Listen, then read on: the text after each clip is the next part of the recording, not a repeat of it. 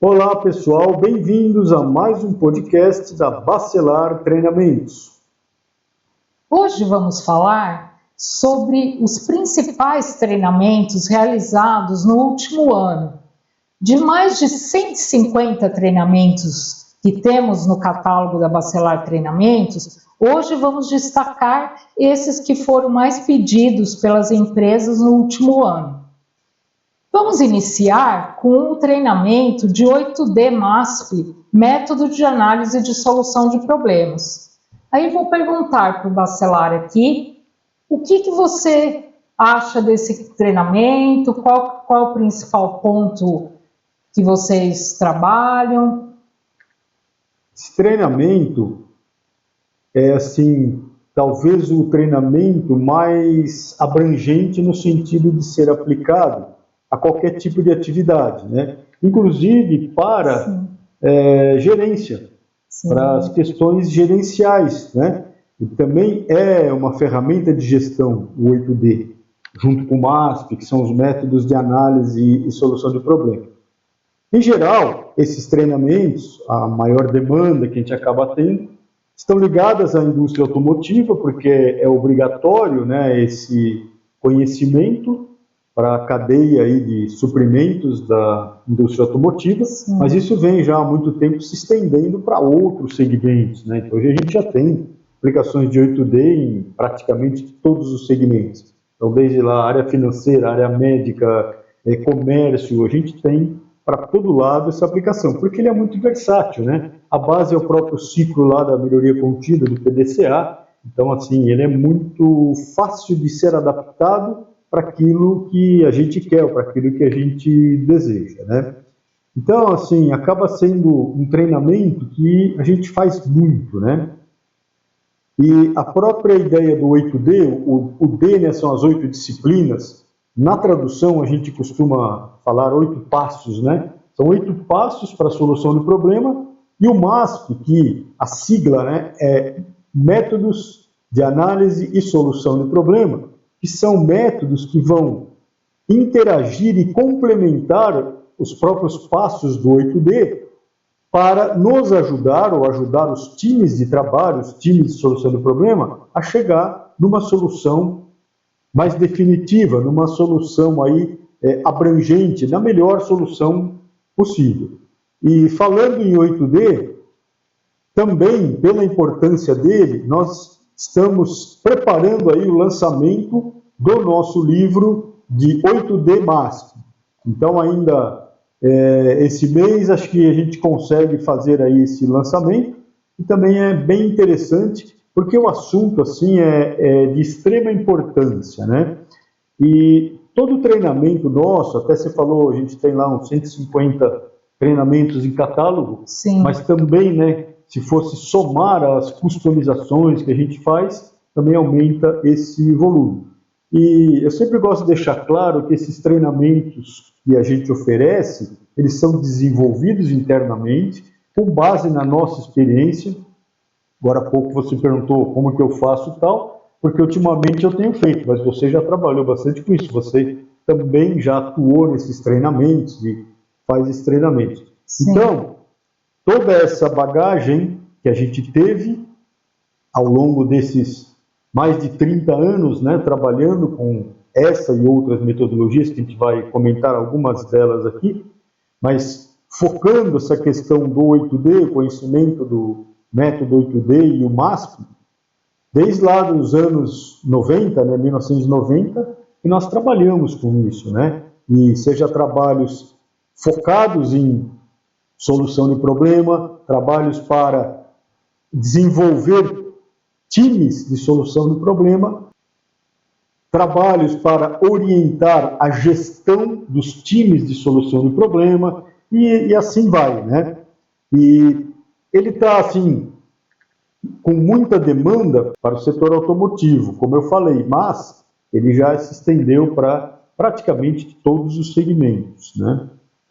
Na verdade, todas as áreas necessitam de ter um método estruturado para a resolução de problemas. A área médica, os hospitais, a parte financeira, tem a parte de serviços, logística, quer dizer, toda a área precisa de uma metodologia. Por quê? Para sairmos dessa questão de tentativa e erro, né? Muitas vezes a gente quer resolver um problema e fica tentando acertar a solução, e essa tentativa e erro a gente gasta energia, dinheiro, tempo, e não temos... Custa caro tudo isso, né? Para a empresa, né? E não temos uma metodologia para resolver isso de forma estruturada. Por isso que é tão importante esse livro que será lançado, de 8 passos para a solução de problemas, onde toda a experiência que o Luiz Ribeiro Bacelar tem ao longo de 40 anos nessa área, tudo isso, ele traz nesse livro. Então, não deixem de ter um exemplar desse livro, muito importante para reflexão, para aumentar o conhecimento, e em breve ele será lançado. Legal. E outra coisa também que acho que é bom a gente ressaltar, vai valer aqui o comentário para todos esses treinamentos que a gente vai comentar hoje aqui, mas também para o 8D, e todo treinamento que a gente monta, né, a gente foca a parte prática. Então, assim, nosso objetivo como pessoas, como empresa, é treinar pessoas. Então, é multiplicar esse conhecimento. A coisa que nos deixa mais contente é quando as equipes dentro das empresas conseguem se desenvolver para fazer aí as soluções de problema de forma aí, definitiva, com os menores custos envolvidos e tudo mais, né? Então isso aí é que traz aí a satisfação para nós, né? É muito importante você ter o treinamento prático, né? Onde na empresa busquem soluções práticas. Então muitas vezes trazem casos reais para se trabalhar com a metodologia 8D, MASP, para que se possa ver na prática como funciona. Não adianta só na teoria, sim, não é? Isso é um ponto-chave.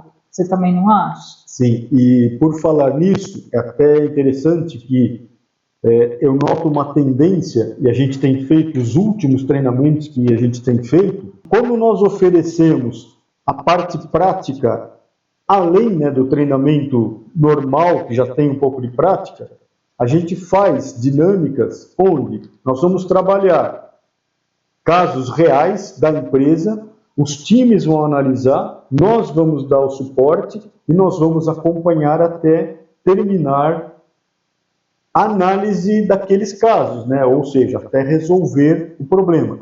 Então, assim, isso, pensando em treinamentos, faz uma diferença muito grande, né? Sim. Porque realmente o pessoal vai conseguir entender como que se aplica lá a teoria nos casos reais da empresa. E cada empresa tem a sua realidade, cada empresa tem aí as suas particularidades, não é? Sim, isso traz muitos benefícios, né? A gente vê que na prática traz e faz toda a diferença você fazer um treinamento onde o instrutor tem toda a experiência, também toda a vivência para poder moderar esses casos práticos. Porque se o instrutor ele só tem o conhecimento teórico, como que pode haver essa moderação, né? De chegar em soluções mesmo, onde você ataca o problema com a solução da causa raiz e não só fica na superfície, né? Como a gente vê em muitas questões por aí, não é? Sim, e faz assim uma diferença muito grande quando a gente passa a trabalhar esses casos reais da empresa. Sim. E assim também, não é qualquer empresa ou qualquer instrutor que vai conseguir trabalhar esses casos reais das empresas, sendo que a pessoa está começando, que é o nosso caso, a gente começa a ter o primeiro contato durante o treinamento, né? Sim. Então, assim, precisa ter um conhecimento bem considerável para você poder trabalhar, né? Poder moderar esses times e chegar lá, né? Isso. Porque o objetivo é sempre chegar no resultado, tem que resolver aquele problema, né? Comprovadamente, como pede o método, né? Isso mesmo. Bom, eu acho que falamos, né, de uma forma geral sobre o 8D, MASP aí, podemos passar por um outro treinamento aí. Podemos falar um pouquinho agora sobre projeto para fabricação e montagem, DFM, DFMA? Sim, o DFMA, ou DFM, DFA, e tem uns DFX, tem um monte de ramificações. Vamos considerar tudo como sendo o DFMA, que da sigla do inglês, Design for Manufacturing and Assembly. A tradução seria o projeto para fabricação e montagem. Isso é um treinamento que vem ganhando aqui no Brasil muita importância nos últimos anos, tem aumentado bastante assim a demanda por causa do que ele vai trazer de benefício para as empresas. Então aí, lembrando, quando a gente fala do DFMA, qual é a ideia? São métodos para aplicarmos no desenvolvimento dos produtos. Então o foco agora maior, né, porque sempre tínhamos multifuncionais, 8D também é a mesma coisa, mas aqui o foco vai ser a engenharia de desenvolvimento de produto. Então, o pessoal que desenvolve produto vai juntar ou montar lá a equipe multifuncional, time multifuncional, vai envolver aí as áreas de produção, qualidade, processo, enfim, todas as outras áreas aí que trabalham em conjunto, em sinergia dentro das empresas, e vai começar a fazer a discussão. Por que a engenharia de desenvolvimento de produto é que puxa esse trabalho? Porque quem manda dentro das organizações nos projetos, no sentido de ter responsabilidade, de saber como testar, validar, etc., é o pessoal da engenharia de desenvolvimento de produto, certo? E muitas vezes as empresas querem reduzir custo e não sabem por onde começar. Você não acha que esse treinamento, esse desenvolvimento, essa prática de fazer esse trabalho na engenharia, começando na engenharia, para que tenhamos menos custos, né, na produção, seria um bom começo, um bom início? Não tenho a menor dúvida. Aliás, basicamente, todos os cursos que nós vamos falar aqui, todos esses conteúdos que a gente vai comentar, eles têm a ver com redução de custo, né? O próprio 8D. Se eu estou lá resolvendo um problema, eu tenho reduções de custo a serem atingidas, né? Eu ter menos problemas, etc. O DFMA, especificamente, o que ele vai ajudar as empresas? Qual que é a ideia? Só para quem não conhece, ter uma visão geral. A ideia da ferramenta é, quando a gente vai começar a desenvolver um produto, isso o ponto ideal de utilização. Na prática, a gente utiliza para produtos já desenvolvidos também. Mas, quando a gente vai, o ideal, né, quando a gente vai começar a desenvolver produtos, então a engenharia de desenvolvimento de produto, juntamos o time multifuncional, como eu comentei agora há pouco, no sentido de ajudar ou fazer uma discussão para a gente poder ter uma visão melhor, ou no caso da engenharia de desenvolvimento de produto, ter uma visão melhor de, com base naquele projeto que está nascendo, como vai ser desenvolvido o processo, como vai ser desenvolvida toda a parte de montagem, como vai ser toda a parte lá de entrega, assistência técnica ou pós-venda. Então, qual que é a ideia? E já dá para imaginar que vantagens que nós temos, né? Qual que é a ideia? Eu estou começando a desenvolver alguma coisa e já estou pensando na sequência toda, até lá ao final. Meu cliente usando aqui e toda a parte de manutenção correspondente. De modo que pequenas modificações no projeto têm impacto grande na cadeia toda. E aí a redução de custo vem assim de uma forma bem direta, né? Por exemplo, lá a gente trabalha com ideias, né? De eu vou repensar meu produto, reforçando, repensar o produto. Não vou jogar fora o que eu fiz e fazer outro, não, né? São melhorias, né? E pequenas melhorias, né? Sim. São pequenos ajustes que a gente vai fazer, depois, né, validado pela engenharia de desenvolvimento de produto, que vão nos ajudar a ter processos melhores, mais baratos, com mais qualidade, com menos falhas. A parte de montagem, mesma coisa, mesma referência, a gente vai trabalhar. E assistência técnica, lá o pós-venda também é a mesma coisa, né? Então entrega, o pós-venda e tal. Então imagina, a gente está olhando a cadeia toda aí, Sim. desde que eu desenvolvo o produto até chegar no meu usuário final, no consumidor final. E aí a possibilidade de redução de custo é enorme, né? Sim, porque eu estou falando da cadeia como um todo, né? Sim. Então, desde que nasce o produto até essa maior manufacturability, né, que se fala, você poder montar com menos custos, já pensou? É o que toda empresa quer, né? Quer diminuir custo, mas desde a origem, desde quando nasce o produto. Sim. E é o que você falou, não preciso jogar fora o produto e começar de novo. Não, eu vou fazer com o produto atual, né? Dá para fazer com o produto atual. Sim. Né? Você lembrou de um termo que eu ouço pouco ultimamente, que é o manufacturability, né? Isso. Que se fosse uma tradução mais livre, seria fabricabilidade, algo assim, né? Sim. Quando você mesmo usou lá no tempo da Caterpillar, o termo lá era manufacturability, isso, né? Depois começou a virar DFMA, DFM separado do DFA, e depois DFX, e um monte de DF e DFM pela frente, né? Mas o conceito básico é o mesmo. E nós trabalhamos com esta metodologia desde lá, na metade dos anos 80, 1985, 86, por aí, que a gente começou a ter contato com isso, e aí depois não parou, né? A gente continua aplicando sempre. Mais adiante, com a vinda da modelagem do Design for Six Sigma, do Seis Sigma para projeto, ou Design for Lean Six Sigma, o DFMA está lá também, como ferramenta obrigatória para desenvolvimento, né? Então é bem interessante esse tipo de coisa. E tem empresa que a gente fez mais de 40 turmas lá, que fazia parte do próprio complemento da engenharia deles. Então, para os engenheiros, eles tinham que passar uma série aí de complementos, né, para a engenharia, e uma delas era o DFMA.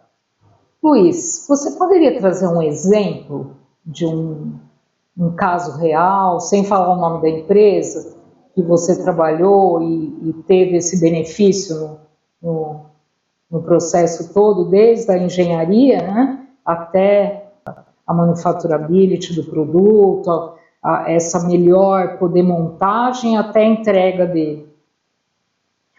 Para dar exemplo assim fica um pouco complicado, porque teria que falar o produto e tal, mas tem vários casos, né, que a gente já atuou junto das empresas. Basicamente seria assim, uma modificação num projeto, que em geral é uma modificação pequena, ou vamos falar de certa forma simples, né? Então é você mexer com uma tolerância, por exemplo. Então imagine uma tolerância que está saindo lá da análise do desenho, que depois eu tenho dificuldade no processo em garantir aquela tolerância em 100% dos meus produtos, lá, das minhas peças, né? Então, a partir do momento que a gente enxergou isso, a gente vai ver, claro, a engenharia vai dar uma solução, né, para o projeto, para poder, nesse exemplo que eu estou falando, e a gente já trabalhou com isso, aumenta-se um pouco o campo de tolerância, claro, uma outra concepção do produto, a gente aumenta um pouco aí a faixa aí de campo de tolerância, e aí eu consigo fazer com os processos existentes, eu consigo fazer 100% aí dos produtos dentro de especificação.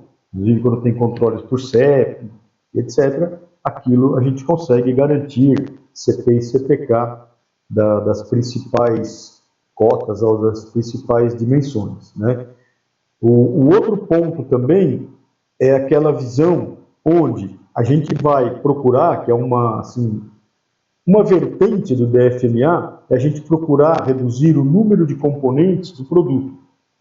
Nós vamos questionar, ou o time vai discutir, um determinado produto, quantos componentes ele tem para chegar naquela função que ele precisa oferecer. Eu tenho lá 25 componentes, 25 peças dentro do meu produto. A gente fez vários trabalhos desses. Né? Depois de uma análise dessa, o produto passa de 25 componentes, ele passa a ter 12, por exemplo. Então, caiu para metade, praticamente. Então, ele passa a ter 12 componentes. E bem importante, sem perder a função, né? Até a gente costuma falar que a qualidade aumenta. Então, claro, mantendo as funções, mas a qualidade aumenta. Por quê? Imagina com 25 componentes interligados, quais seriam as possibilidades de falha que eu tenho? Sim. São muito maiores do que se eu tenho agora 12 componentes interligados. Sim. Opa, então... As possibilidades de falha são bem menores. Possibilidades de falha são bem menores. O meu produto vai funcionar melhor, vai ser mais durável e tal.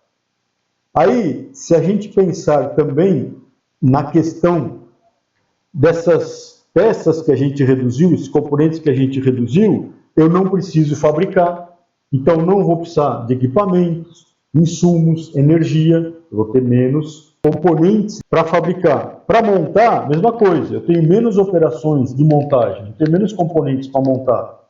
E os custos logísticos também, né, de entregar aquela peça na produção. Os estoques, quando tem, né, muitas vezes envolve também componentes itens comprados, então tem todos esses ganhos ali. E imagina, a gente somando tudo isso, a coisa vai longe, né? Sim.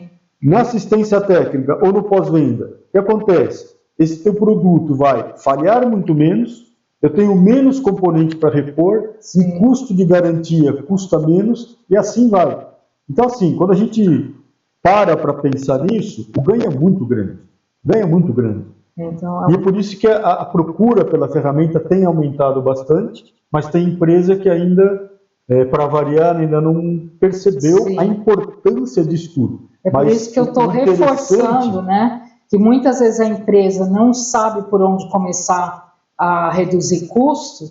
Esse tema é um tema importantíssimo, porque é muito grande a transformação que tem, e o ganho, né? Sim, e falando em redução de custo, tem uma coisa, você sabe aqui na nossa convivência, mas comentando com o pessoal, é uma coisa que me chega até me deixar chateado, até me deixar irritado, porque se fala muito essa história, a empresa está com dificuldade em custos, a empresa está fazendo lá um trabalho de redução de custo, que muitas vezes se reflete na redução da mão de obra. E tem um monte de coisa para a gente fazer, um monte de coisa.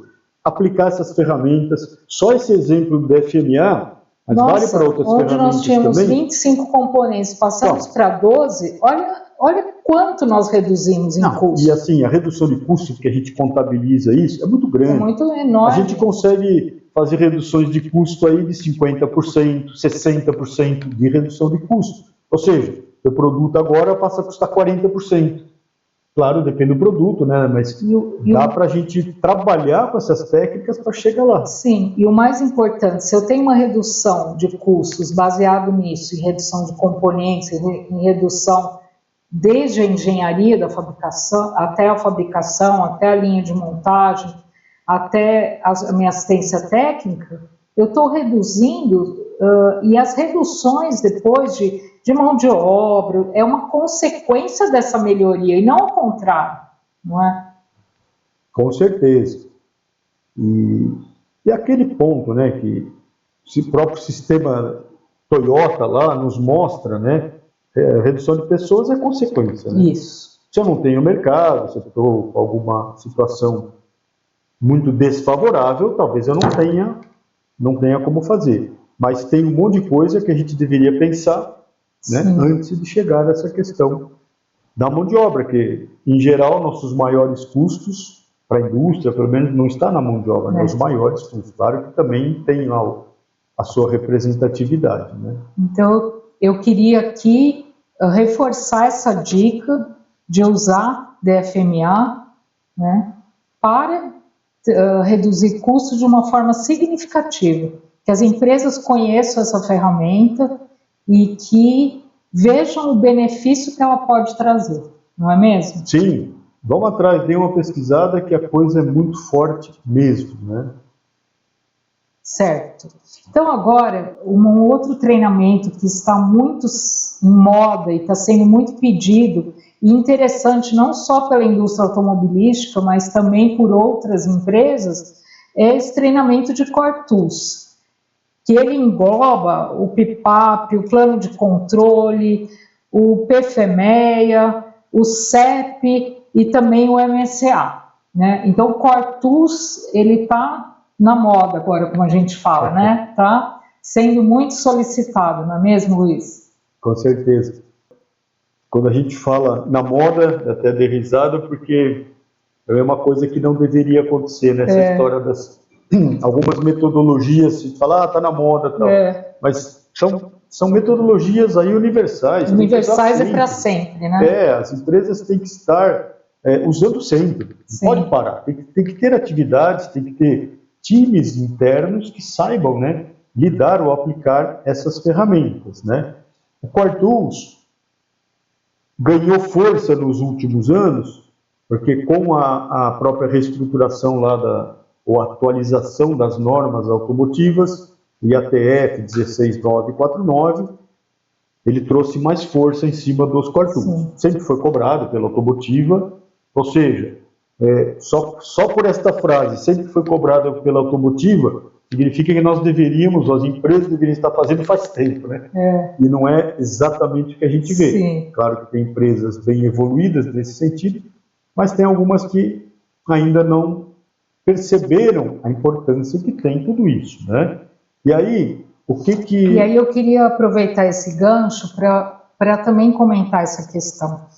Quando a empresa contratar um treinamento, e Quartus é um bom exemplo, não se faça porque para cumprir a norma, ou porque a montadora pediu, ou porque o cliente pediu, mas se faça com propriedade mesmo, para aprender, para formar multiplicadores internos, para ser mesmo que a empresa faça aquilo para ter o benefício, não para cumprir uma norma ou para cumprir o que o cliente quer, não é mesmo? Sim, bem colocado. E falando no Quartus, o que a gente tem lá, né? E também existe uma certa confusão aí no mercado, o próprio 8D que a gente comentou aí no começo, tem gente que fala que faz parte do Quartus, outros falam que não, que no fim pouco importa, mas quando a gente fala o Quartus, vamos falar assim, o Quartus oficial, o que nós estamos falando? Não sei se o que eu falei estava certo de todos os treinamentos, mas eu usei minha colinha aqui. Não, estava certo. Então, o que tem lá de conteúdo no Quartus? Nós temos o APQP, o PIPAP lá, o PPAP, o PFMEA, nós temos CEP e MSA. E agora, com a última edição do APQP, que saiu agora, no ano passado, terceira edição, o plano de controle que era junto foi separado. Então agora, quando a gente fala Quartus, assim, de uma forma mais oficial, nós estamos falando em 6 metodologias, ok? O 8D, ele está amarrado em outros materiais, mas, assim, ele não é, vamos falar, oficialmente um Quartus. Mas como ele é obrigatório no automotivo, então tem gente que fala, ele também faz parte, não deixa de ser uma ferramenta principal, né? Que seria lá o termo do Quartus, né? E aí, só para a gente comentar um pouco, nós trabalhamos com toda essa parte desses chamados manuais aí de referência, hoje amarrados à norma IATF 16949, a gente trabalha com essa turma desde que isso foi criado. Sim. Que foi lá na antiga norma QS 9000, que era a norma base GM, Chrysler e Ford, e mais alguns fabricantes de caminhões dos Estados Unidos. Então, nós tínhamos uma norma que era QS, né, Quality System, Sistema da Qualidade 9000. O 9000 era para fazer referência a ISO 9000, a série 9000, ou hoje ISO 9001, que é a norma certificadora. E aí, essa norma, que é a ISO 9000, foi basicamente um desenvolvimento, claro, as literaturas universais, tá, mas quem juntou tudo isso lá nos cadernos ou numa norma foram os americanos, né, GM, Chrysler e Ford, basicamente.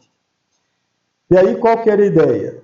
ter a norma era equivalente ao que é hoje o IATF 16949, nós passamos também pela ISO-TS 16949, podemos dizer que essas normas são, entre aspas, iguais, né? Claro, tem as diferenças das atualizações, esse é o mesmo modelo de norma. Como que é esse modelo? É a ISO 9001 com complementos da automotiva. Legal? E aí, esses, hoje chamados de manual ou manuais de referência, que são os Core Tools, eram os cadernos, os manuais que vinham desde lá da QS 9000. Depois, quando virou tudo ISO-TS, a QS 9000 morreu, deixou de existir. Mas os cadernos, pela sua importância, esses manuais, continuam vivos até hoje. Sim. E hoje, a gente até fala assim, faz parte do IATF. Faz parte, mas não está na mesma norma, porque antes era tudo numa mesma pasta, né? Esses cadernos faziam parte da norma QS 9000. Mas não deixa de ser algo bem próximo do que já foi. E nós acompanhamos isso desde o lançamento, né? Sim. Você lembra disso? Então, já faz aí um bom tempo que a gente acompanha tudo isso que hoje está bem definido aí como os Core Tools, né? E aí, só para ilustrar, para aqueles que não conhecem, o que a gente tem aqui de conteúdo? Aí eu falei a PQP. O que é o PQP? É uma diretriz geral, ou mais genérica, de como a gente deve desenvolver, ou como as empresas devem desenvolver um produto de ponta a ponta. Desde lá, de uma negociação de um pedido com o cliente, e lembrando ou reforçando, o Core Tools, ele é obrigatório na automotiva, no setor, segmento automotivo, né? Mas vai se estendendo para outras aplicações, para outros segmentos. A própria turma de eletrodoméstico linha branca já segue a automotiva já faz tempo, né? Mas na automotiva ele é obrigatório. Então, o APQP... E hoje tem outros setores que estão procurando Core Tools também. Tem. A gente já fez aplicação em indústrias de modo geral e até fora da indústria. Né? Mas indústria de modo geral. Indústria de cimento, a gente já fez, indústrias ligadas à construção civil. O pessoal está indo. Por quê? Por causa da importância que tem. O caso da automotiva é obrigatório e as empresas precisam conhecer e ter e usar por causa da própria certificação da norma, de ATF. Outros segmentos, é até interessante a gente ver, e eu gosto disso, porque outros segmentos não têm a obrigatoriedade, mas a turma quer. É porque quer fazer melhoria. Então é porque tem vantagem, certo? Sim. Então, quem não está usando, com certeza está ficando para trás. Não é verdade? Então isso é legal a gente observar esse tipo de coisa. E aí, se a gente olhar como que essa composição aí do Core Tools, como é que ele funciona, a gente tem o APQP, que seria as diretrizes gerais, desde que eu fecho o negócio com o meu cliente para desenvolver um produto, desenvolver processo, fazer toda a validação de produto, processo, entregar para o cliente, passar, depois do PIPAP, lá do PPAP, passar a entregar rotineiramente ou de uma forma mais uniforme para os sistemistas ou para as montadoras, enfim, para o segmento. E aí a gente vai trabalhando assim. Então, o APQP ele cobre isso. Até agora, há pouco tempo, até ano passado, o padrão, o modelo dos planos de controle, que são os planos de controle, são as definições do que deve ser controlado, monitorado durante fabricação, né? Ele nasce lá no desenvolvimento, mas no final a gente quer um plano de controle bem definido, onde mostre o seguinte: o que eu devo controlar, monitorar, medir aqui na minha produção ou durante o meu processo, para garantir que meu produto vai estar 100% bom ou 100% dentro das especificações. Sim. Ok? Aí isso era junto com a PQP, quando agora virou terceira edição, ano passado, agora são 2 cadernos. Então separou, então o Core Tools agora ganhou mais uma metodologia. Mas antes já existia, estava dentro do outro Ele manual. Só separou o caderno. Só separou o caderno. Então agora a gente tem o APQP, terceira edição, plano de controle, primeira edição. Então são cadernos separados. Né? Aí também, o que mudou em relação ao que existia antes? Muitas vezes eu falo assim, não mudou nada ou quase nada, a turma fica brava comigo, mas assim, o principal não muda. É aquilo lá. O que eles ajustam são alguns detalhes, coisas que não estavam muito claras, eles melhoram o texto, né? Então eles trazem algo mais palpável para a gente trabalhar, para a gente interpretar tudo isso. Então a gente tem na sequência lá dos cadernos o APQP, plano de controle agora, o PPAP. Então, lá no APQP ele cita o plano de controle, porque o APQP é o guarda-chuva maior. Sim. Ele cita o plano de controle. Lá no APQP ele cita o PIPAP, lá o PPAP. Aí você tem o manual do PPAP. O que é o manual do PPAP de uma forma bem resumida? É o que a gente tem que montar eu vou falar documentação, mas não necessariamente é uma documentação, né? Mas é o que a gente tem que mostrar para o cliente, ou provar para o cliente, do que a gente fez, que estava escrito no APQP. Sim. Então agora a gente até costuma falar, é a documentação do APQP, mas não é só isso, né? É lá que a gente vai fazer, por exemplo, escapabilidades, lá que a gente vai falar se fez FEMEA, vai falar alguma coisa sobre FEMEA, e assim por diante, ok? Então a gente tem o PQP, a gente tem o PPAP, plano de controle, né?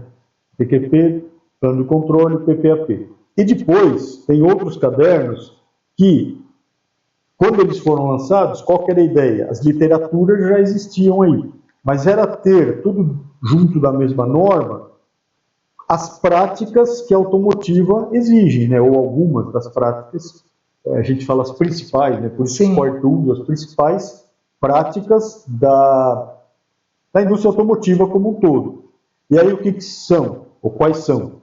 Os FEMEA, né? As análises aí de falhas, análise dos modos de falha e os efeitos. Então a gente tem FEMEA, e aí tem o FEMEA de produto, o DFEMEA de design, o FEMEA de processo, PFEMEA, e na última revisão desse manual, que agora foi escrito em conjunto com o AIAG, que era da antiga norma QS 9000, que montou esses cadernos, junto com a VDA, que é a Associação da Indústria Automotiva Alemã.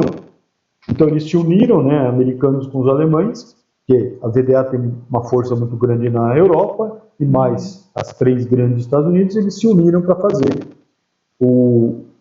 assim, na verdade foi uma revisão do caderno FEMEA, porque FEMEA também é uma literatura universal, tem bastante livros por aí sobre FEMEA, etc.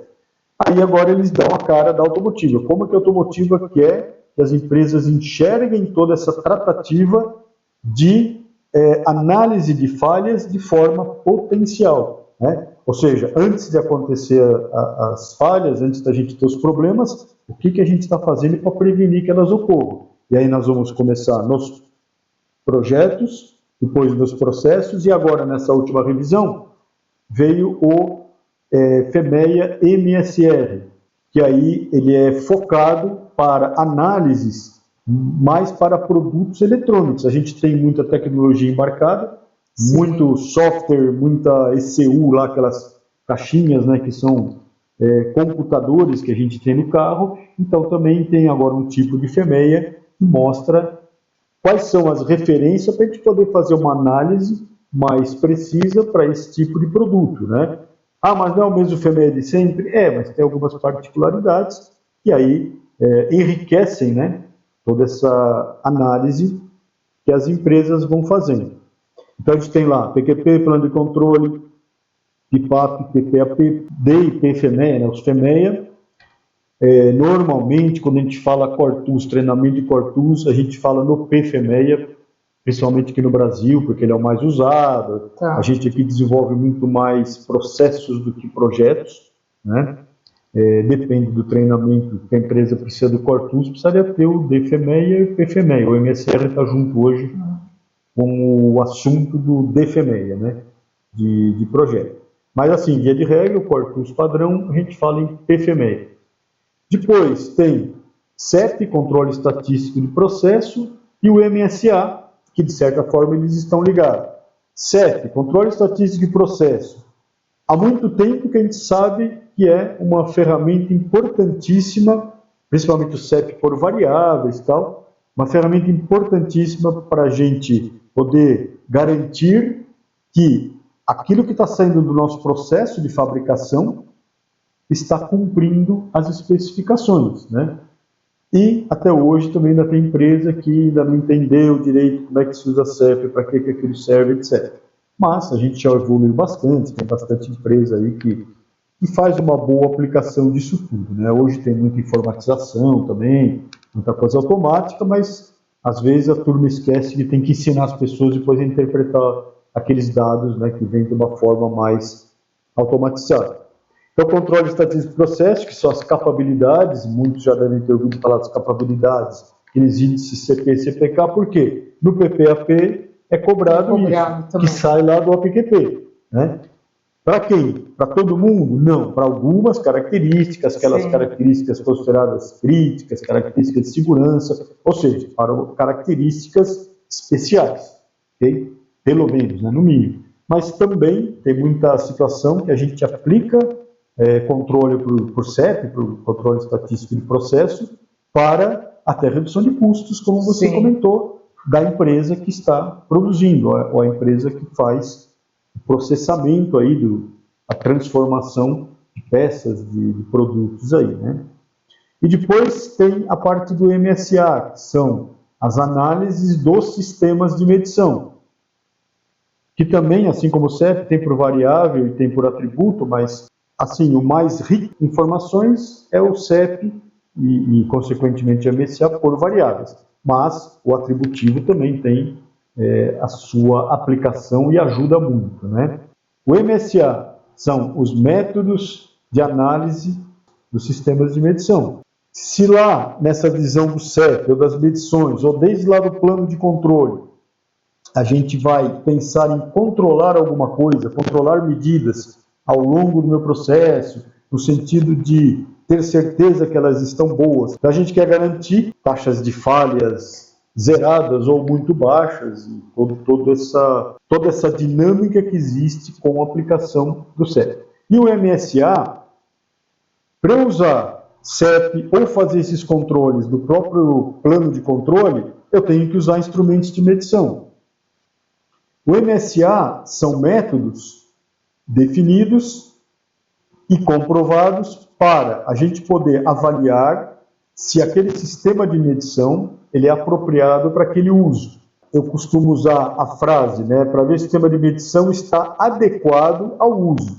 Muitas vezes o pessoal fala, mas a gente já não tem aquele sistema que a própria ISO 9001 pede, de controle, de validade, da aferição, calibração dos instrumentos de medição? Sim, MSA é além disso, é a mais do que isso.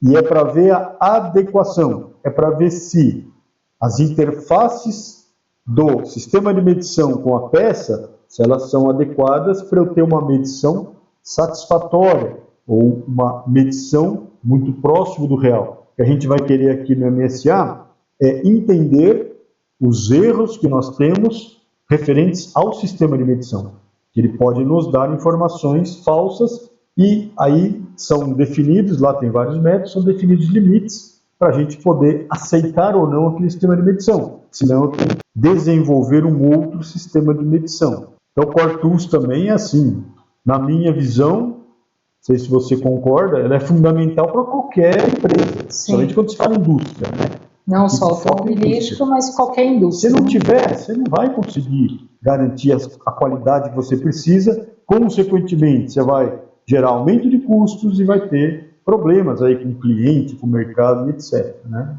Falando em Quartus, nós temos também duas novidades, né? Uma seria o treinamento presencial, né? Sim. E outro é o treinamento online, né? Você quer falar um pouquinho sobre isso? Vocês fiquem aí acompanhando lá no site da Bacelar Treinamentos, que a gente está abrindo algumas turmas. Isso. Tanto presencial é aqui na cidade de Campinas, né? Mas também turmas online. Por que a gente resolveu fazer isso? A gente tem feito, né, nos últimos tempos, poucas turmas abertas aí.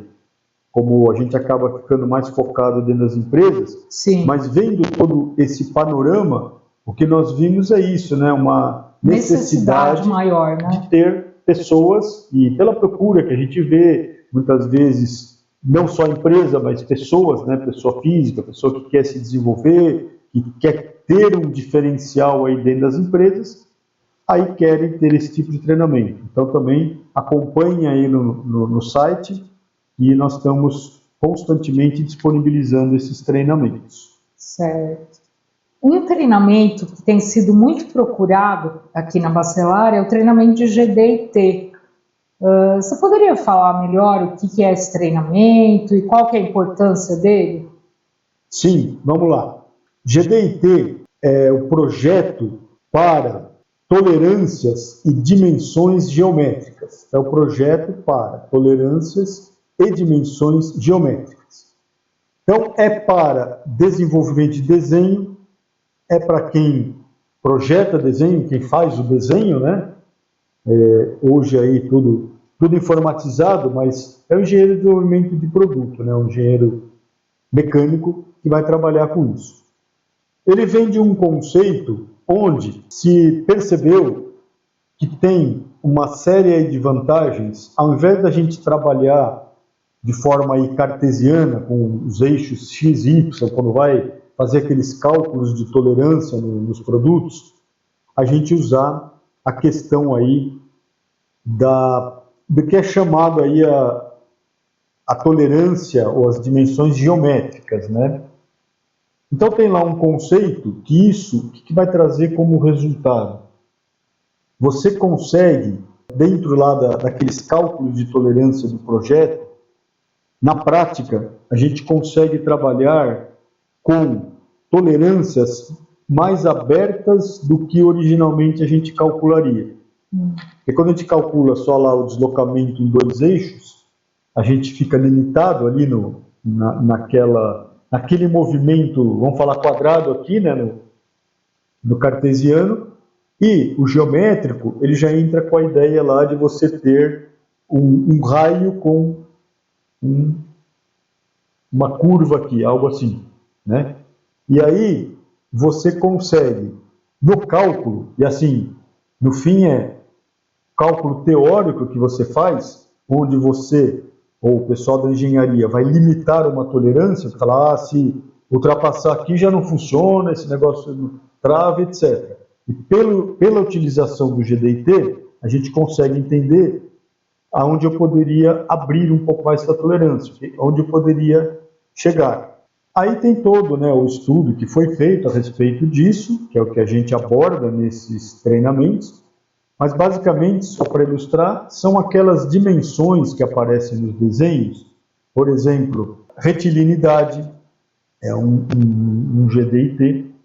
Então, ao invés de eu controlar somente dimensões, que aí depende da situação, eu teria, e depende da aplicação, eu teria que garantir tolerâncias muito apertadas, eu deixo essas dimensões um pouco mais abertas, mas eu acrescento um GD&T. Então, por exemplo, uma retilinidade, uma planicidade, por exemplo. Então, é algo que você pode variar algumas medidas de uma forma um pouco mais, sei lá, aberta, um pouco maior, mas desde que não ultrapasse, por exemplo, a planicidade, o quanto aquilo é plano, né? Porque o teu problema lá para o funcional é garantir esta planicidade, para você encaixar alguma coisa, algo desse tipo.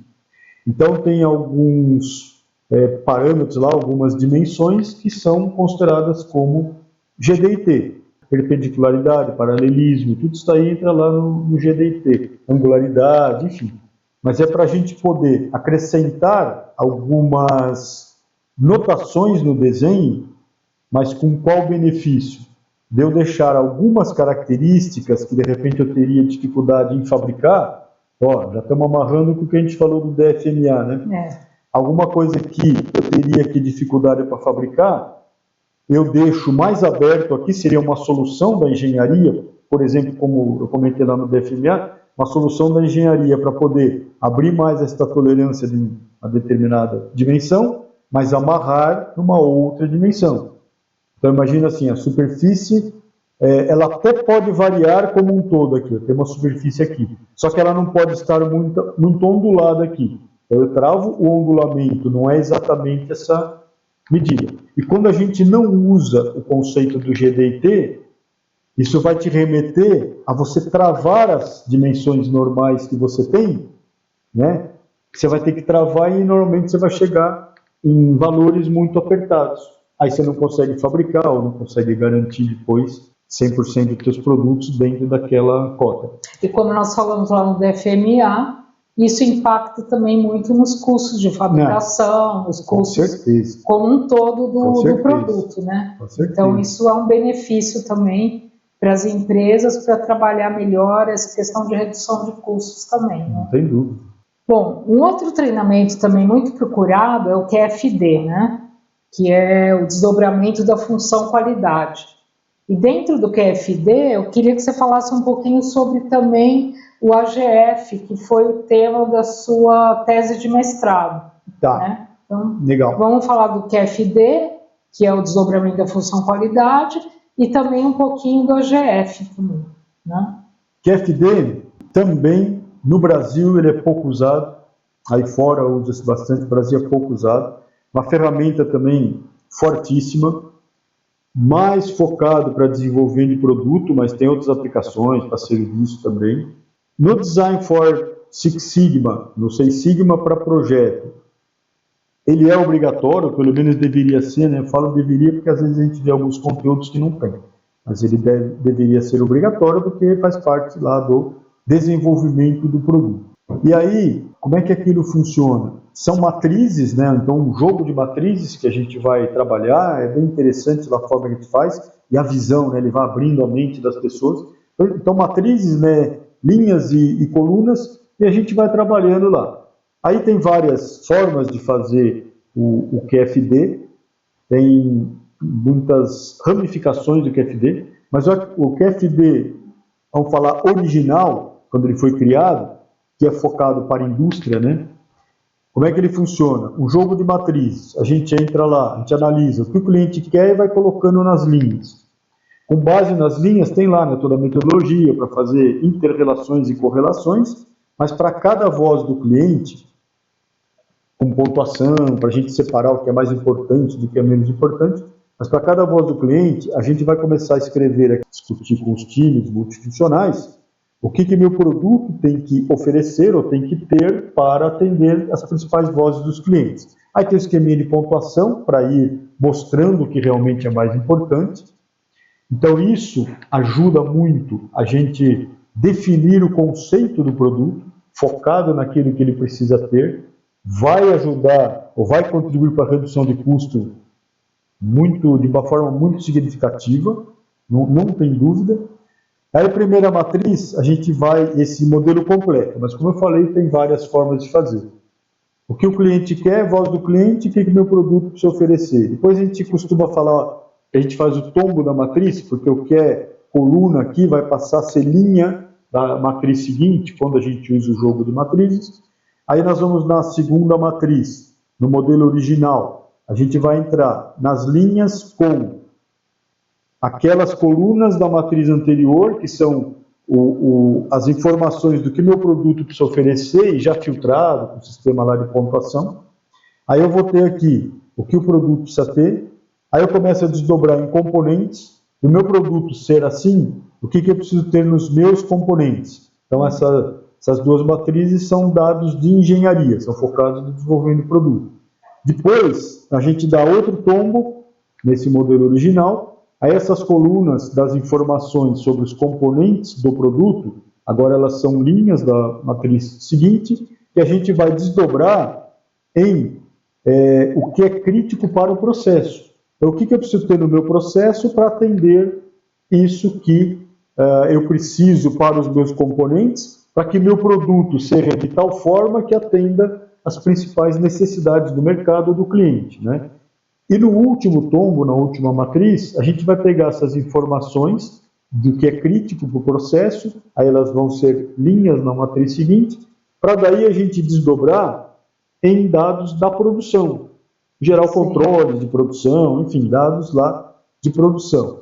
E aí a gente tem uma visão assim, mas muito, muito grande de tudo isso, desse desenvolvimento e tal.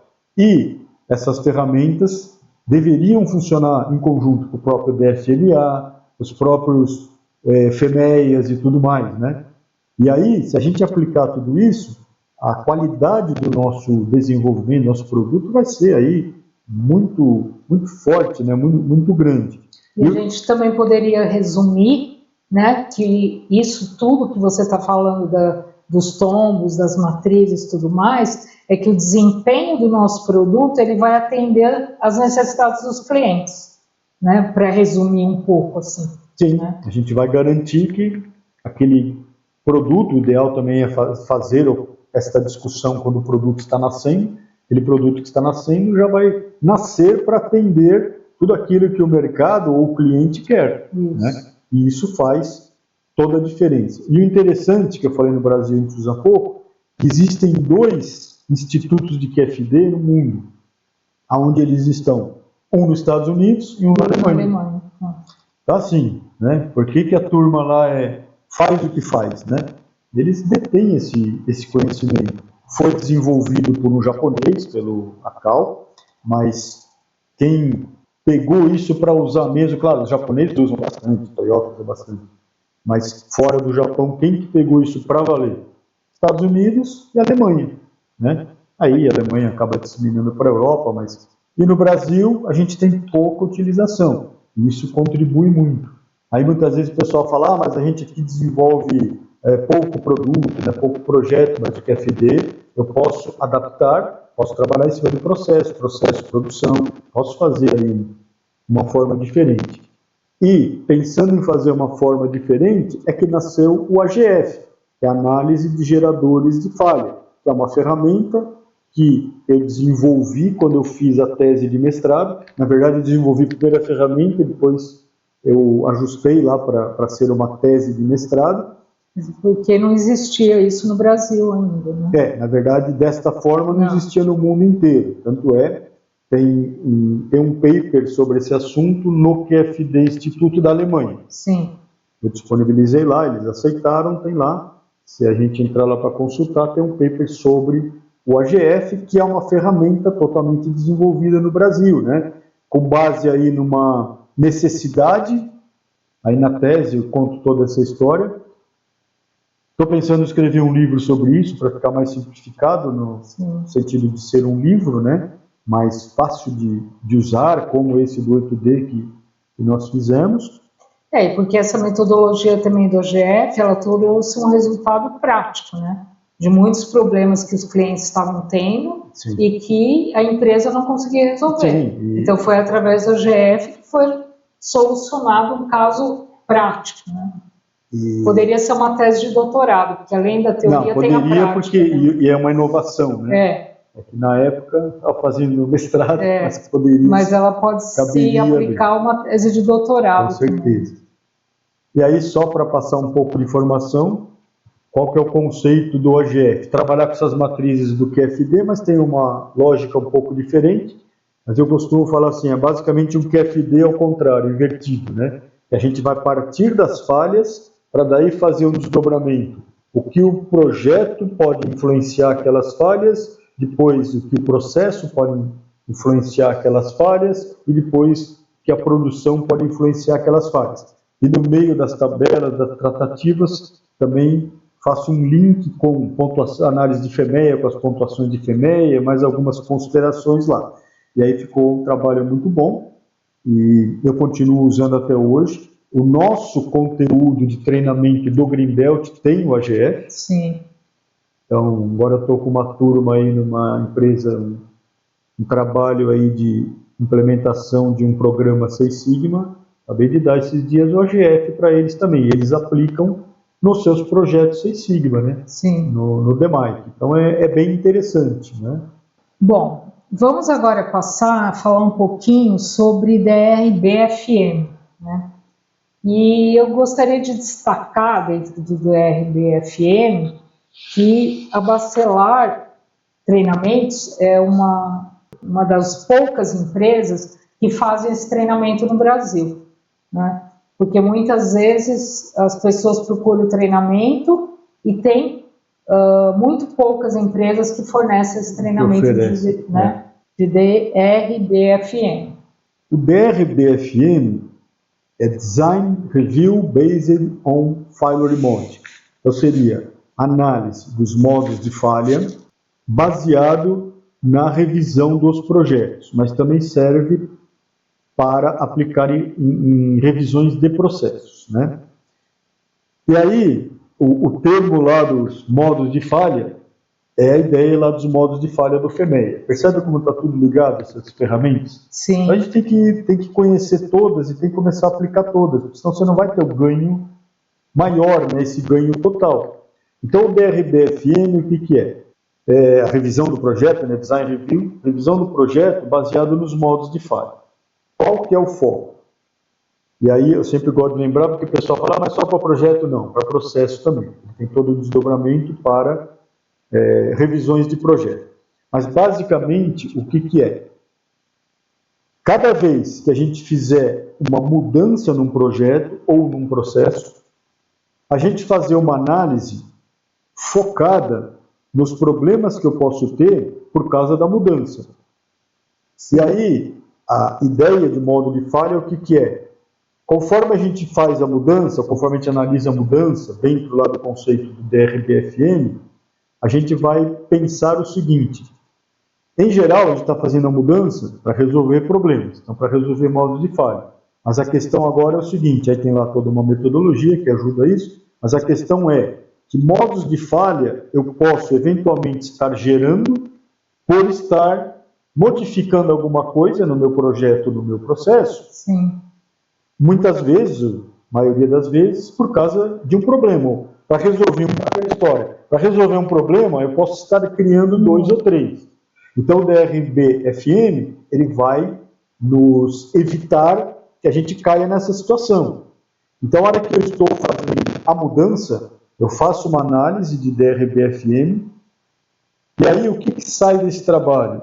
Ações complementares ou adicionais, ou alguma alteração naquela ação inicial que a gente pensou fazer, para que eu consiga resolver o meu problema original sem gerar novos modos de falha, sem gerar novas falhas. Então, e é uma ferramenta assim, bem simples, próprio treinamento, é um treinamento curto, né, ou relativamente curto aí, e assim, é muito importante para as empresas fazerem. E o que a gente nota é isso, né? Tem algumas montadoras que começaram a pedir o DRBFM, Toyota, né, começou para os seus fornecedores, a GM aqui do Brasil Sim. também começou a pedir, mas a gente vê que ainda não tem aí alguma movimentação legal em cima disso, quer dizer, estamos perdendo tempo, estamos perdendo aí a oportunidade, o time disso tudo, a oportunidade de ir lá buscar melhores, maiores qualidades, melhores produtos, reduções de custos e tudo mais. E por que a Toyota, né, tem a maior qualidade, né, que a gente vê nos carros, tem maior lucro nos carros? Porque aplica tudo isso, né? Sim. De forma objetiva e clara, né? O próprio QFD que a gente falou agora há pouco, QFD, quem mais aplica QFD no mundo é a própria Toyota. Sim. Né? Então, assim, aí depois você fala, mas como é que os caras conseguem ter aquele diferencial? É um monte de coisa trabalhado na base, né? É só a gente seguir o modelo. Agora podemos falar um pouquinho dos treinamentos em Lean, né? A Bacelar tem muitos treinamentos em Lean, desde Lean estratégico para alta administração, o Lean baseado também nos processos de VSM, o Lean Office, o Lean para processos médicos. Temos vários treinamentos. Eu queria que você falasse um pouquinho sobre esses treinamentos. Tá, legal. Parte do Lean, né, reforçando o que você falou, a gente tem muitos treinamentos aí, né, porque quando a gente fala Lean, é um assunto muito amplo, né, aquela história de tem que virar a filosofia da empresa, né. Sim. Então, quando a gente aborda o tema Lean, tem muitos trabalhos que a gente faz que são trabalhos de consultoria, de transformação Lean, de implementação de Lean nas empresas. Pensando agora na parte do treinamento, que é nosso foco da conversa de hoje, A gente tem desde lá do treinamento, vamos chamar de básico, né, do pensamento enxuto, então os conceitos básicos do Lean. Podemos até dizer que o foco é mais o próprio VSM, o Value Stream Mapping, lá os mapeamentos do fluxo de valor. E depois a turma começa a chamar de VSD, VSA, VS um monte também, como a gente falou no DFMA. Mas chamando tudo de VSM, né, são os mapeamentos de fluxo de valor. E lá a gente tem assim uma riqueza de informações muito grande. Então, qualquer transformação Lean nas empresas tem que começar com o VSM, né? Aí tem a parte que a gente também aplica nos escritórios, o Lean Office, que tem também bastante treinamento que a gente faz de Lean Office, que podemos dizer para o Brasil, ele veio um pouco mais recentemente, né? Assim, pelo menos com mais força, né? Essa questão do Lean Office, do escritório, né? Que até então era focado muito nas transformações de fábrica. Então a gente tem vários treinamentos, vários níveis desses treinamentos, tem treinamento também para a gestão, né? Aquela história lá da matriz do Roshin Kanri e outras coisas mais, que a gente trabalha aí já há muito tempo. Só para ilustrar, a gente trabalha com esses conceitos de Lean ou de Toyota desde lá da metade da década de 80, de 1985, 86, mais ou menos. Você também, né? Sim.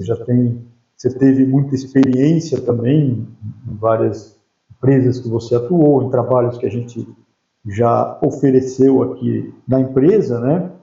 Então tem assim uma amplitude muito grande de aplicação desses trabalhos. Também, né, nos próprios projetos Seis Sigma, nos programas Seis Sigma que a gente faz, desde lá da formação dos Green Belts, já tem uma base de Lean, tem muitos projetos Seis Sigma dentro aí das empresas que acabam virando praticamente projetos Lean, projetos de transformação Lean, montagem de células, transformação aí para a produção puxada, e, enfim, toda essa tratativa também aparece, né, nos próprios trabalhos Seis Sigma. Sim. É por isso que a gente linka bastante o Lean com o Seis Sigma. E tem muito conteúdo aí de treinamento que praticamente tem nada de Lean, né? Só fala que Lean existe, cita um pouco da Toyota, mas não entra a fundo. Inclusive eu já ouvi pessoas que participam de treinamentos fazerem comentários comigo do tipo, pô, não sei como você consegue juntar o Lean com o Seis Sigma. Quer dizer, é o óbvio, né? Nós queremos chegar no mesmo resultado. Está mais do que comprovado. No começo tinha aquela quase que rivalidade entre Lean e Seis Sigma. Mas na verdade, você tem que juntar, né? Em pouco tempo, foi fácil perceber que temos que juntar e que nós só vamos ter o grande ganho disso tudo quando trabalhar em conjunto, com essas frentes todas, né? Então, porque o que nós queremos? Nós queremos diminuir variabilidade e diminuir desperdício, né? Então, os dois têm que caminhar juntos. Com certeza. Não tem como separar. Né? Da estatística do Seis Sigma, ferramentas da qualidade quando eu tenho problemas de qualidade. Sim. A gente falou em algumas ferramentas aqui para desenvolvimento de produto, melhorar processo e tal. Em geral, a gente chama de, né, ferramentas da qualidade. Isso também está tudo dentro lá do contexto do trabalho do Seis Sigma, né? E a própria Toyota, que é referência em Lean, ela usa todas essas ferramentas da qualidade junto com o Lean, né? Junto com o sistema Toyota de produção. Então, Sim. Você vê que isso é muito importante. Não adianta querer separar, querer rotular. Tem que juntar, tem que ganhar, né? Tem que somar, né? Com e certeza. Não subtrair. Com certeza.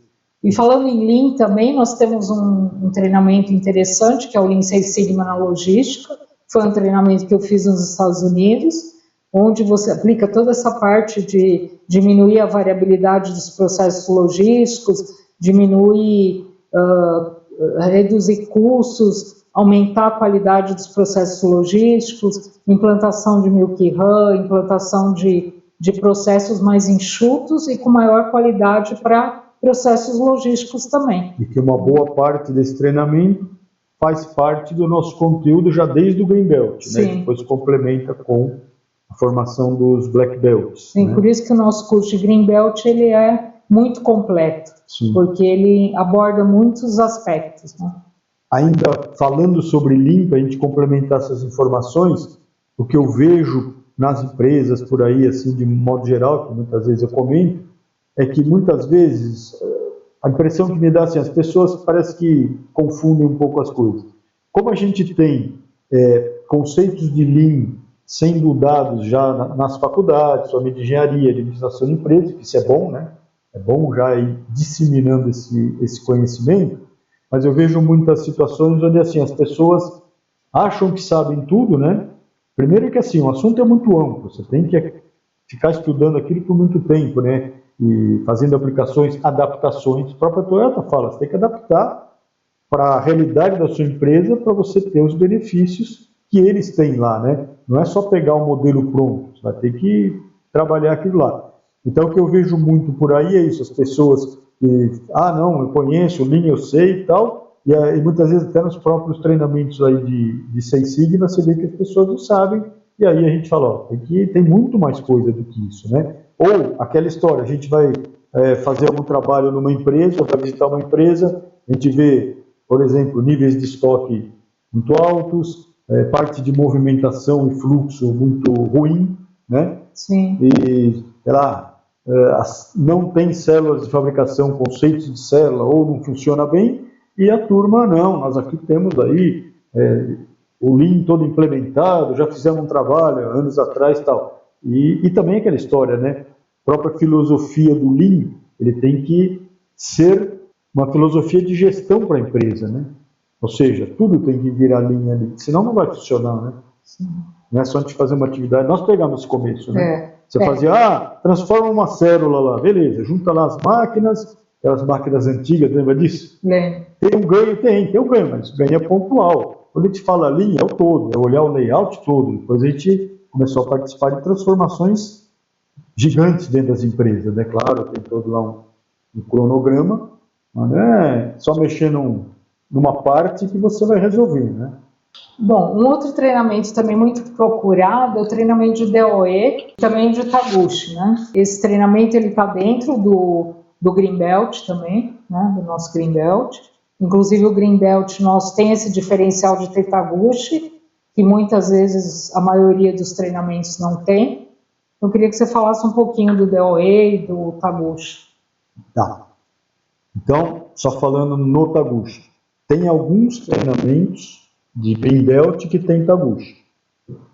Mas, assim, via de regra, eu costumo colocar o DOE fatorial no Greenbelt e o Taguchi no Black Belt. Tá. Mas esses últimos programas que a gente tem feito, a pedido das empresas, claro, depois que a gente conversa, é porque a empresa vê a importância de colocar o método, o Taguchi, então muitas vezes elas falam para a gente, então vamos fazer um Greenbelt aí, o nosso Greenbelt é diferenciado, tem 80 horas, dá para colocar Taguchi lá também, né? Sim. Então muitas vezes a empresa pede e a gente vê que é uma tendência também, como você falou, né? Sim.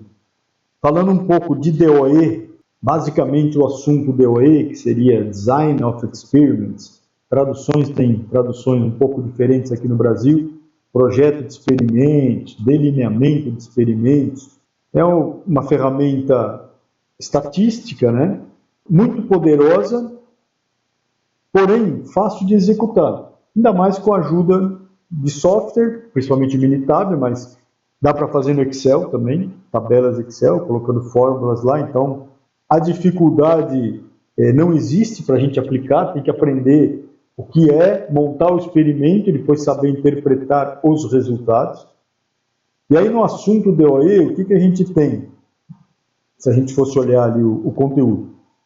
A gente tem os testes de hipótese, que muitos lembram lá das faculdades, né, da parte estatística, a gente tinha lá os testes de hipótese, que são, em relação aos outros tipos de DOE, são testes mais, vamos chamar de fracos, né, no sentido assim de eu estou mexendo com uma variável só, ele não é tão poderoso quanto os outros. Depois a gente tem outros tipos de DOE, mas basicamente assim, os principais seriam o fatorial, que tem algumas derivações do fatorial, mas DOE fatorial, e depois tem o Taguchi. O Taguchi, muitos até não chamam de DOE, porque é o método Taguchi, ele é bem diferente dos outros, mas a lógica, o Taguchi começou a desenvolver com base nos DOE, ou no próprio DOE fatorial, né? Então, assim, é um tipo de DOE também.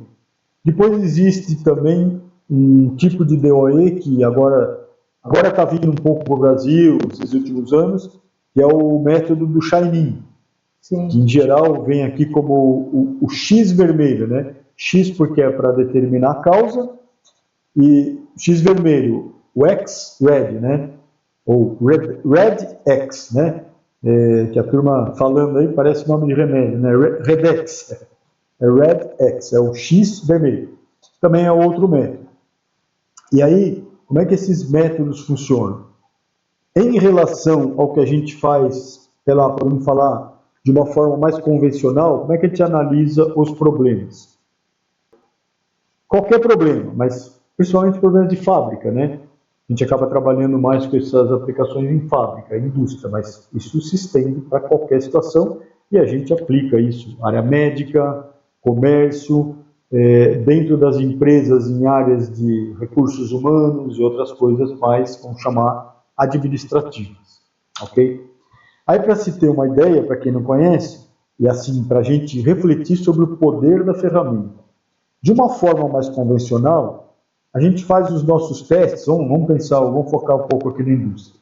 A gente faz os nossos testes lá do dia a dia, quando a gente quer entender alguma coisa, resolver algum problema, eu estou com algum problema aqui localizado, uma determinada máquina, um determinado processo.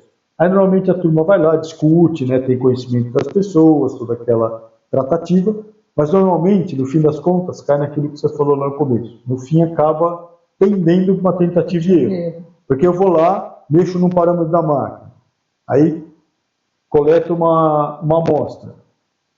Ficou bom ou ficou mais ou menos. Aí mexo num outro parâmetro, mexo numa outra parte.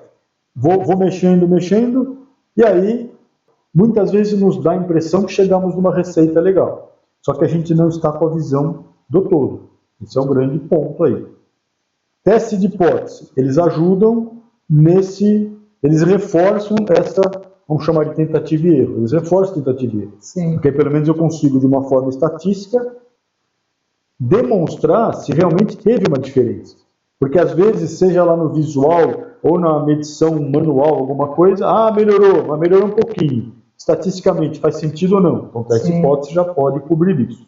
Mas o teste de hipótese está mais ligado a essa questão de tentativa e erro que nós estamos falando. Aí, um DOE, um delineamento de experimento, por exemplo, o modelo fatorial. Aí tem lá toda a sua tratativa, mas a diferença por isso lá a tradução, né, projeto de experimentos, delineamento de experimentos. Agora eu vou montar um experimento para tirar conclusões de forma estatística, com base estatística. E como que a gente vai montar esses experimentos? Esse exemplo que eu falei, em vez de ir lá e tentativa e erro, agora eu vou montar um estudo, discutindo com especialistas, o que pode estar influenciando aqui? Pode ser o parâmetro A, B, C da máquina, mais uma condição X da matéria-prima, mais isso, mais aquilo. Eu pego todos esses caras aqui, monto um estudo, tem a forma de fazer isso, mas eu monto um estudo com esses caras, que basicamente o que é? Eu vou pegar amostras, mas aí cada método tem uma forma de fazer isso. Eu vou pegar amostras fazendo variações desses pontos que eu quero avaliar, ou desses lá a gente chama de fatores ou dessas variáveis que a gente quer avaliar. E depois nós vamos tirar conclusões de forma científica, de forma estatística, né? Aí o fatorial tem lá a sua forma de fazer.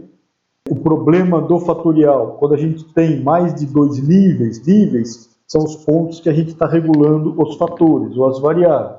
Então, o fatorial para 2 níveis ele é muito bom. Para mais de 2 níveis, ele começa a ter problema, porque aí eu preciso, na montagem dele, ou na teoria dele, depende do estudo, eu começo a precisar de uma quantidade muito grande de combinações. Sim. Então, muitas amostras, muito tempo, etc. Aí, nesse ponto, é que o método do Taguchi ajuda muito, porque lá a gente consegue trabalhar muitas variáveis, muitos fatores, muitos níveis, mais de 2 níveis, e também com poucas combinações, porque tem todo um estudo lá gigantesco do Taguchi. Taguchi deixou para a gente mais de 100 livros publicados aí, Sim. e tem todo esse método dele lá. Nós nos tornamos especialistas em Taguchi. Eu fiz todo um treinamento de Taguchi nos Estados Unidos com o pessoal do Taguchi, com a consultoria do Taguchi, e lá eu aprendi tudo isso daí, e desde então eu não paro de usar, né? Sim. Então eu não tenho dúvida que é o modelo mais forte, mais eficiente, mais eficaz dos DOEs. E até o que eu falei, né? Muitas vezes até a turma nem chama de DOE, fala Taguchi ou DOE, né? Mas no fim está tudo dentro aí do assunto DOE. E o Shininho, o X vermelho lá, o Red X, tem uma outra lógica, mas é de certa forma parecida, meio que nasceu na mesma ideia lá do fatorial, mas lá qual que é a ideia básica ali? É a gente fazer o experimento, eu faço combinação, identifico quem é a melhor performance, quem é a pior performance, e depois eu começo a fazer testes para levar o de pior performance para o melhor performance, e nessa tratativa estamos entendendo quais são os fatores que mais influenciam Sim. o meu resultado. Sim. Todo DOE a gente vai tirar essa conclusão, quais são os fatores que mais influenciam os resultados e quais os melhores níveis para eu ter os melhores resultados. E o Taguchi, não tenho dúvidas em falar, e mesmo porque a própria especialização que eu fiz lá e pelas aplicações que eu já fiz, com certeza é o mais forte desses métodos. Sim. É o maior eficácia. Mas podemos trabalhar com qualquer um deles, desde que a gente aprenda a fazer, aprenda a montar o experimento, aprenda a montar e retirar as amostras, fazer toda a parte, as considerações das medições e fazer os cálculos para tirar essa conclusão científica ou essa conclusão estatística, né? E aí a gente aplica já há muitos anos Taguchi, parte de consultoria nossa aí, muito Taguchi. Como você falou, algumas empresas já desde o treinamento do Green exigem o Taguchi, mas também Taguchi no Brasil é pouco utilizado. A gente tem muita utilização nos Estados Unidos, tem na Alemanha também. Essas empresas que pedem são empresas multinacionais, ou americanas, ou alemãs, que acabam tendo esta visão, que realmente é uma ferramenta muito forte. Outra, então, alerta e dica aí para as empresas, né? Vamos usar mais projetos de experimento, vamos usar mais Taguchi.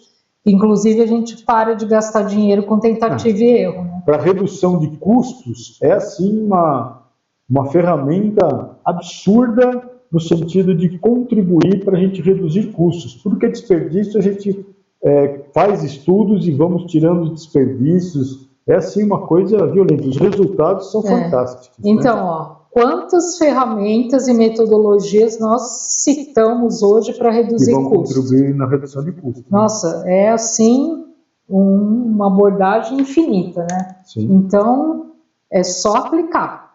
O que a turma está esperando, né? Só ir lá e fazer. Vamos fazer. Vamos reduzir custo para, consequentemente, depois mexer no processo e mexer no que tem que mexer, né? Vamos fazer de forma estruturada, de forma que... Mexer onde tem que mexer. E não ficar atacando em todo lugar e se perder nas reduções de custos. Aí eu reduzo o custo que é importante para o cliente, aí eu mato a empresa, né? Sim. Muito comum isso, né? A gente mata o nosso negócio para reduzir custo e aí o cliente muda de empresa. O produto, né? A gente piora o produto, Sim. muitas vezes sem saber, né? Mas pela forma que a gente aborda essas reduções de custo, a gente piora o produto, perde o cliente, arruma um monte de encrenca lá com assistência técnica, garantia, custos de garantia, etc. E poderia ser tratado de forma bem diferente, né? Um treinamento que está sendo muito pedido atualmente, inclusive os vídeos da Bacelar nesse treinamento, eles bombam sempre na internet, é o FTA, né? Esses vídeos são muito procurados, esses treinamentos são muito procurados e está muito em alta ultimamente também, né? Vamos falar um pouquinho do FTA? Vamos falar um pouco de FTA. FTA, da sigla em inglês, mas a tradução seria análise da árvore de falhas. Sim. Então é diagrama de árvore é aquele que vai ramificando com as caixinhas, ou na vertical ou na horizontal, é tipo os organogramas que a gente vê por aí, né? Sim. Aqui é um tipo de diagrama de árvore, ou seja, partindo de uma caixinha, eu vou desdobrando, tal. O FTA, ele vai... E só uma dica, quem precisar saber mais sobre FTA, tem vídeos muito bons no nosso canal, aqui do YouTube. Tem uma playlist só de FTA. Só de FTA. Então, tudo gratuito lá, só para você se desenvolver lá nessa ferramenta. Lá dá para entender bastante como é que funciona tudo isso. Isso mesmo. Inclusive a aplicação lá. Tem inclusive a aplicação. Isso aí. Bem lembrado. Então, a FTA é a análise da árvore de falha. Que basicamente a lógica seria: a gente começa a construir uma árvore de função do produto. Então, tem algumas empresas, algumas pessoas que já usam, todos deveriam usar, mas já usam, para chegar nos modos de falha do DFMEA, o FMEA de projeto, montam, tem até software que às vezes já pede isso, você monta o FTA, mas no sentido lá da árvore de função, né? Árvore de função, depois o FTA é quando a gente pensa no não cumprimento das funções, Sim. Que aí são as falhas, para daí eu começar a pensar nos modos de falha que eu vou alimentar primeiro. Mas não é todo mundo que usa desta forma. Mas seria uma forma inteligente de usar. Não tem dúvida. Né? E isso. Também juntando as ferramentas, como a gente já está falando aqui desde o começo, né? Que é onde a gente vai ter o maior ganho disso tudo, né? O maior proveito. Então, o FTA é a análise de árvore de falha. Então, naquela estrutura em árvore, a gente começa a analisar, quando já vira FTA, eu pensei na partir da função, mas aí eu pensei no não cumprimento da função, é a falha. Então, começa lá o evento topo lá, que a gente fala, o evento principal, vai ser a falha do produto, a falha maior, ou isso pode ser separado por falha, nem pode tratar de várias maneiras. A gente vai pegar aquela falha e vai começar a montar a árvore. Para esta falha acontecer, o que precisa acontecer no produto? Precisa acontecer isso, precisa acontecer aquilo e tal. E para isso acontecer, o que precisa? Aí nós vamos desdobrando, aí vai ramificando, vai aumentando a base, né? Para a gente fazer toda essa análise. Naqueles vídeos que a Roseli citou, tem vídeos lá, inclusive, mostrando como montar a árvore de falha, Sim. Tem exemplo lá de como trabalhar com a árvore de falha. E aí o interessante do FTA, que como a gente acompanha isso lá desde os anos 1990, ou até antes, eu acho interessante assim, porque nós pegamos uma época em que nós falamos lá no início do 8D, formulários de 8D, hoje é comum a gente ter, que faz parte lá daquele MASP que a gente citou, hoje é comum, né, no padrão ter, não que precisa ser só isso, mas espinha de peixe, 5 porquê. A maioria da turma aí conhece, né? E nós pegamos uma época, aí, essa época, talvez anos 80 para 90, pegou uma época que algumas empresas tinham alguns formulários, que era engraçado, porque no lugar do espinha de peixe 5 porquê, tinha o FTA.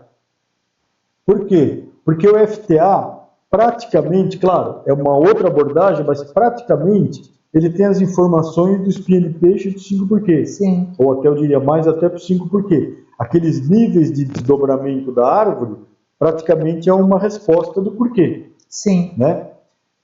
Só que assim, desde sempre, quando isso foi criado, o FTA ele é composto de duas partes, ou de uma análise quantitativa e a qualitativa. Então, essa estrutura em árvore é um ponto, mas, além disso, o que a gente faz? Vamos falar um estudo completo de FTA.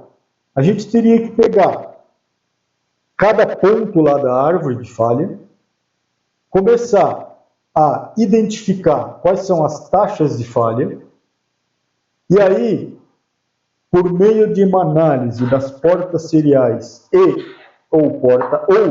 ou seja, aquilo que, quando eu faço a ramificação, os eventos são dependentes ou independentes, ou seja, independente. Aconteceu esse, gerou a falha que está aqui acima. Aconteceu esse, gerou a falha aqui acima. E quando eles são dependentes, precisam os dois acontecerem ao mesmo tempo para gerar a falha de cima. Sim. E o que muda isso? O cálculo da probabilidade de ocorrência da falha, da possibilidade de ocorrência da falha. Quando eu tenho as chamadas portas lógicas OR, eu vou somar essas probabilidades para o nível superior. E quando eu tenho a porta E, ou seja, a falha de cima só acontece quando esses dois acontecem ao mesmo tempo, a probabilidade de acontecer a falha de cima é menor do que essas duas independentemente, que é o próprio conceito da redundância. Sim. O que a turma põe redundância em projeto? A aviação, os aviões trabalham muito com redundância, porque se falhar um, eu tenho o outro lá. O que a gente está fazendo? Nós estamos gerando essas portas dependentes. O E, né, precisa dois falharem ao mesmo tempo para gerar, dois ou três, né, para falhar o de cima, para ir para o próximo passo. E aí, mais uma vez, a visão que isso dá, mas é assim, é gigantesca. Então, nos últimos anos, muitas empresas, para variar, né, empresas americanas e alemãs, japonesas, algumas, é mais empresa americana e alemã, pelo que eu vejo, né, pelo que eu tenho visto aí. O que acontece? Eles vêm usando muito essas árvores de falha completa, não como a gente tinha lá nos formulários de 8D, que ela era só essa parte estrutural, né? E basicamente, como eu falei, era equivalente lá ao 5 por quê. Mas agora não, eles estão resgatando a árvore completa. E o que isso aí me traz de vantagem? Se eu fizer isso de um produto inteiro, eu consigo entender, mas assim, de uma forma muito clara, aonde estão os pontos frágeis do meu produto em relação a falhas. Então imagina isso em complemento com outras ferramentas. Um DFMA, por exemplo. DFMA, os FEMEA, se quiser mais. Mas ele sozinho também já faz muita coisa. Faz. É poderoso também. E aí a turma vem resgatando essa utilização, porque eu tenho uma visão muito clara onde são meus pontos frágeis. Com aquela ramificação, é aqui, ó. O problema é aqui. Então, se eu colocar, por exemplo, né, se eu colocar uma redundância aqui, eu já mato todo mundo para cima. Eu jogo as taxas de falha até chegar lá ao meu evento principal, meu evento topo, a minha falha principal, eu jogo lá para baixo a taxa de falha. Eu jogo lá para próximo de zero, dependendo da situação. Então, olha o potencial que isso tem. Sim. É fácil de construir. Na verdade, todas essas ferramentas são fáceis de usar. São trabalhosas, claro, precisa ter uma dedicação dos times lá, óbvio, mas são coisas simples, ou relativamente simples para fazer. Imagina com uma árvore de falhas dessa completa, com esses percentuais, essas taxas de falhas tudo calculado, fica muito clara. E aí, se eu estou lançando um produto, ou se eu estou fazendo uma avaliação de um produto que já existe, eu consigo, por exemplo, no lançamento do produto, repensar no meu produto para chegar num nível de falha, de taxa de falha que me interessa, ou que o mercado aceita, ou muito próximo de zero, e assim por diante. E, sempre que a gente fala em não ter falhas, em taxa de falhas zero, desta forma que o produto já vai nascendo para isso, a margem de redução de possíveis custos que eu tenho é enorme. Né? Então, a gente lança um produto, depois fica correndo atrás de correções, de custos com garantia, de nome no mercado, etc, etc. E, de repente, se eu faço um estudo desse mais completo, aliás, nós citamos vários deles, né? Não tem só uma ferramenta, tem várias, se bem utilizadas, redução de custo está aí. Né? Uma coisa que todo mundo fala, mas não aplica, né? Fazer certo da primeira vez. Né? Exatamente. Também agora eu lembrei de uma outra ferramenta, já que a gente está falando nessa parte mais focada em desenvolvimento de produto e tal, né? A gente falou várias ferramentas com esse foco. E também eu sempre gosto de lembrar aquela questão, né? Que os nossos custos, ele nasce no projeto, né? No produto, no projeto do produto, né? Conforme a gente definiu lá o conceito do produto, eu já trouxe para a cadeia toda uma série de custos. Né? Sim. Então, vocês viram que tem várias ferramentas que a gente consegue trabalhar isso lá no início. Né? E também não só para produto novo como para produto existente.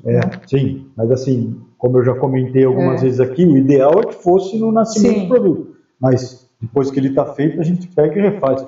Fazemos bastante desses trabalhos, né? Sim. Mas tem uma outra ferramenta também que é interessante, muito pouco usada aqui no Brasil também, que é o TRIZ, que é a teoria da resolução de problemas inventivos. É uma teoria russa, né? O TRIZ é a sigla dele.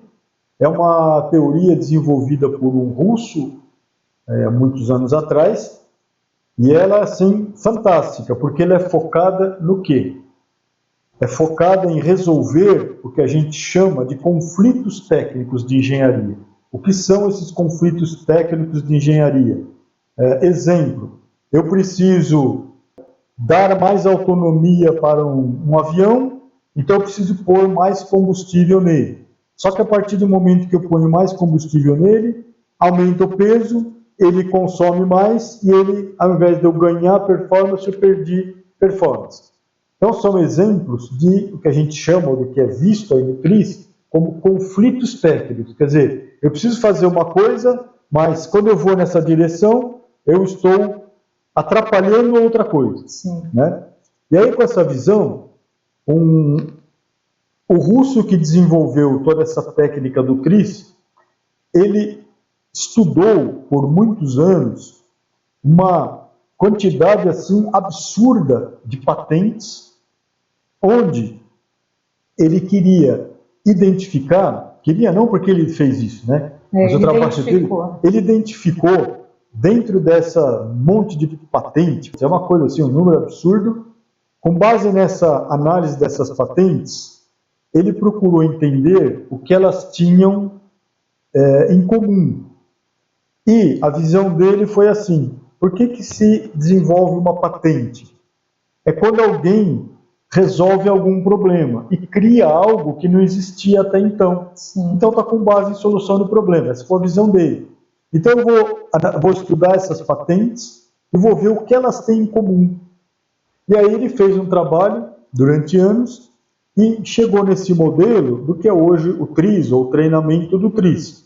E também tem um esquema aí de matrizes. Então a gente trabalha com 40 princípios inventivos e 39 parâmetros técnicos. E aí tem lá, né, dentro da metodologia, um cruzamento de informações nessas matrizes e que nos remetem a informações que ele tirou dessas patentes.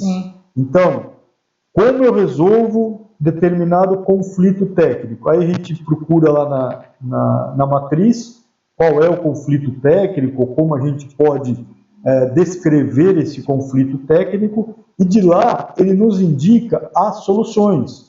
Mas quais soluções? Soluções que foram usadas para situações próximas disso que a gente quer nessas patentes, ou em várias patentes. Não é? Então imagina só o trabalho que a pessoa teve e o quanto isso traz de benefício para a gente.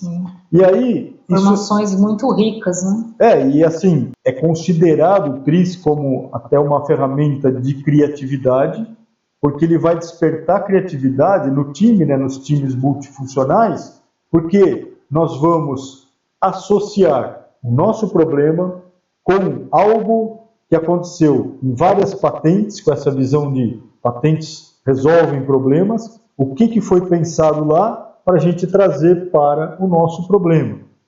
E assim, a aplicação disso é fantástica, porque é aquela hora que dá o estalo, né? A questão da criatividade.